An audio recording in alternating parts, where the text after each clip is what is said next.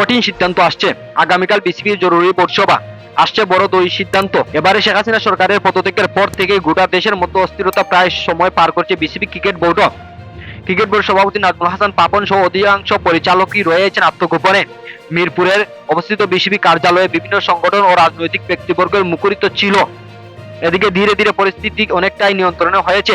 ইতিমধ্যে বিসিবির কার্যকলাপ হোম অফ ক্রিকেটে পরিদর্শন করেছেন অভ্যর্থনী সরকারের যুব ও ক্রীড়া উপদেষ্টা আসিফ মাহমুদ সজীব ভুইয়া। পরিবর্তন আসছে বোর্ড পরিচালনায় ও আগামীকাল বুধবার 21 আগস্টে জরুরি বোর্ড সভা ডেকেছে বিসিবি। সরকার পরিবর্তনের পর এটি হচ্ছে বাংলাদেশের প্রথম বোর্ড সভা। এ বিষয়ে নিশ্চিত করেছে বিসিবির পরিচালক ও জরুরি বোর্ড সভা ডেকেছেন কাল বুধবার সকাল 11টার দিকে। এ পরিচালনা উপস্থাপনা করবেন ও বোর্ড সভার প্রতিনিধিরা। মেল পেয়েছেন ইতিমধ্যে সবাই। জানা গেছে এই বসায় ভিডিও কলে ও অংশগ্রহণ করবেন বর্তমান প্রেসিডেন্ট নাজমুল হাসান পাপন। সবাই নিজের পদত্যাগ ঘোষণা ও একই দিনে বোর্ড প্রেসিডেন্টের ঘোষণাও আসতে পারে। বিসিবির সভাপতি হওয়ার দৌড়ে এগিয়ে রয়েছেন বাংলাদেশের ক্রিকেটের সাবেক অধিনায়ক ও জাতীয় দলের সাবেক নির্বাচক ফারুক আহমেদ।